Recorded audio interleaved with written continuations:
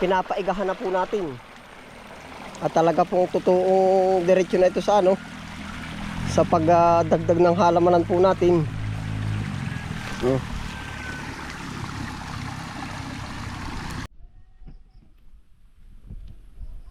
Pauwi na kuya.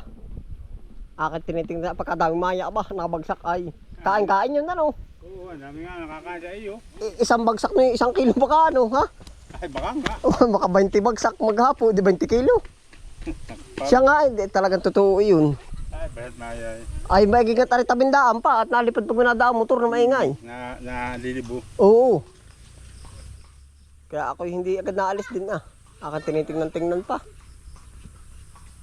Tagalog ka lang karga kayo? Walong karga yun? Walong sako. Ay, apat na karga, no? Saan ba ka nag-aani ano? Kanino to? Kebner. Ah, kay Kuya Abner.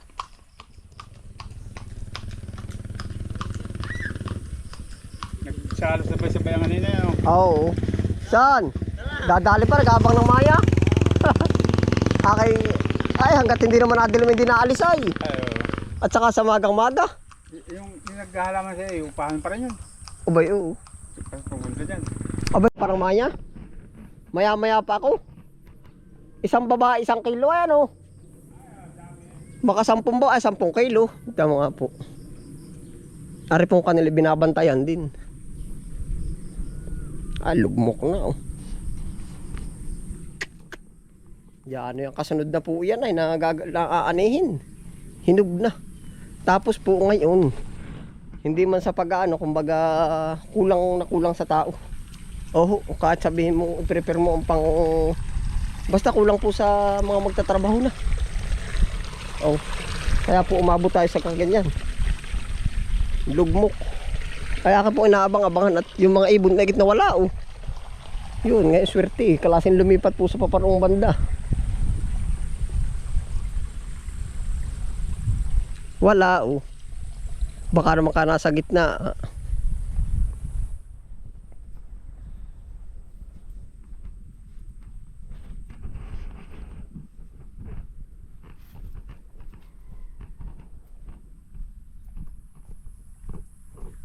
Malaking hina po pati ngayon ang mga ano.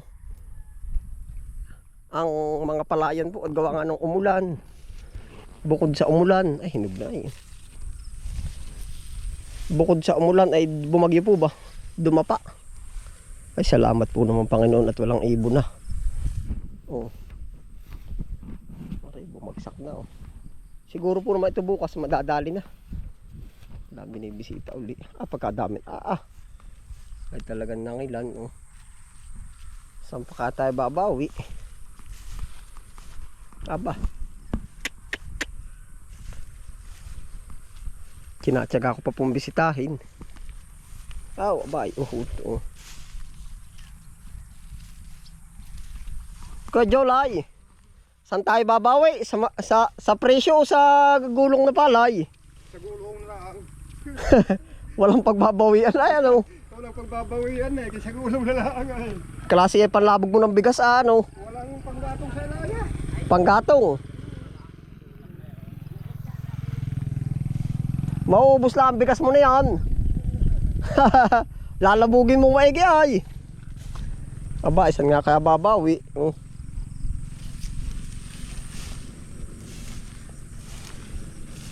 Ay, laban pa rin po. Aray parang pinaplano ko ano po uli ay. Toy. Pinaplano ko po baka isunod ng halamanan uli. Bahala na po, hindi pa natin sigurado, mahirap magbitaw ng salita. Pag palay, wala, lalulugi din sa palay eh. Oh. Butit walang ibon. Iilan na po natira sa uhayan. Oh, namamali na pati.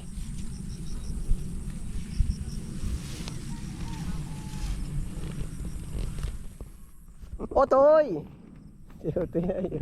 Lakad ba kayo, Toy? Hanggang school? Ha? Sabay ba kayong dalawa, no? Hindi. Sa daan lang. Nabutan lang po dyan malapit sa ano. Ay, ibig sabihin, kayo ba'y lakad ka, ano, Utoy? Hanggang school, ikaw? Hanggang school ka? Aba, pagkalayon, lakad mo, ano? Oo. Tipid sa pera. Ubos na ba? O tipid? Palay, ubos na.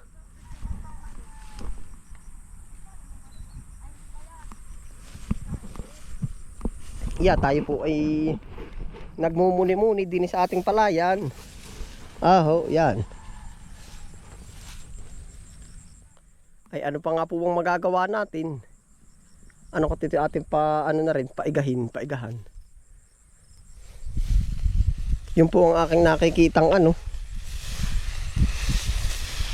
nakikitang solusyon sa murang presyo ng palay.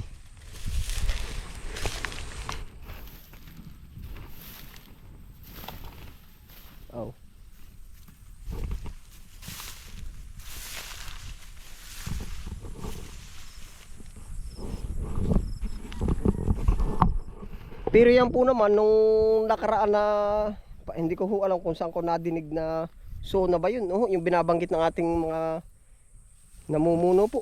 Ang sabi po nila, ang palayan nyo, dati po kami ay halos suportado rin po sa mga pataba.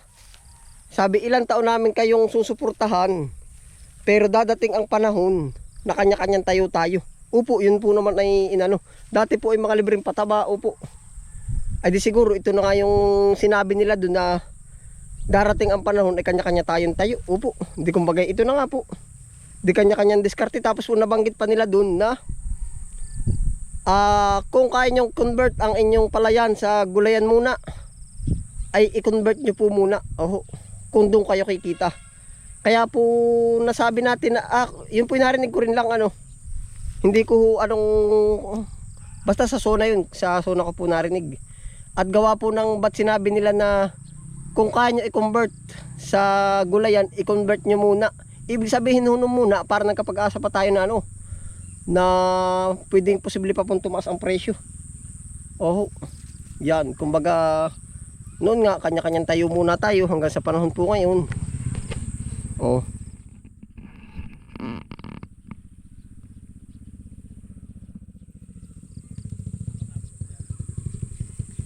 Yan, nari po, inubos na. Ubos. Uhot.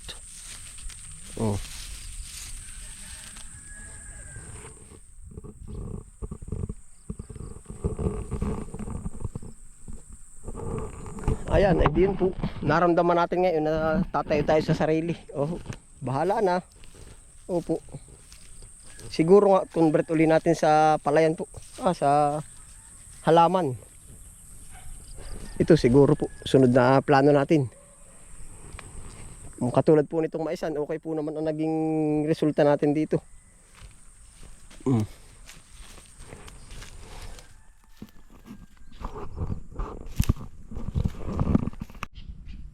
Daming ibon, no? Ayun po, kapag mumuli-muli po natin, tayo narito na sa kabilang gilid ng maisan. Yan, arin na po yung ating palayan na isa. Na kabilang banda po. Doon po tayo nang galing doon sa poste doon. Yan, na may bay tayo paparian.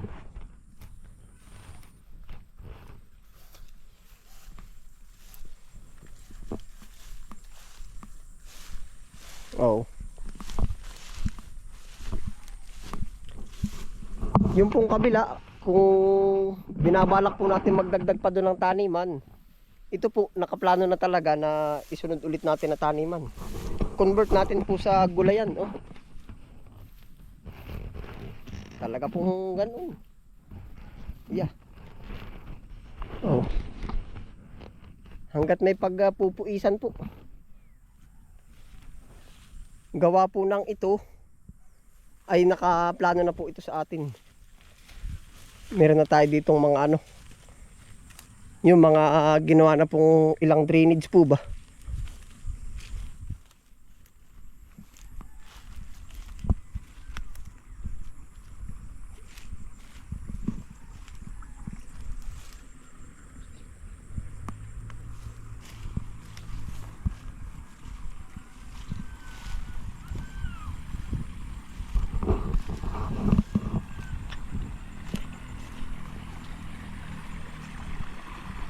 Yan, ito na po yung ating mga ginawa po dito.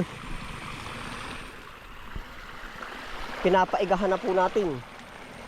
At talaga pong totoong diretsyo na ito sa ano, sa pagdagdag ng halamanan po natin.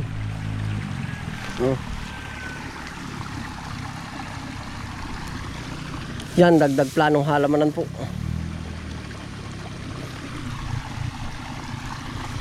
Gawa po ng ang nagiging labor po sa amin 550 to 600 ay sa 100 kilo po ang papatak. Pag sa 10 pesos ay di 1,000 lang. Aba, paano 10 pesos? Upo. Ay di short pa ng 100 para lang po sa labor ng ani. Ay di nawala na po dun yung sa tanim, sa pataba, sa lahat po ng expenses mula sa tanim hanggang sa ani. Opo. Yung po ay inano na namin, yung sinarili na namin. Tapos po yung mapapera sa palay, sa bunga ng harvest, ayun pa lang po yung ibabayad sa mag-harvest. Ganun po.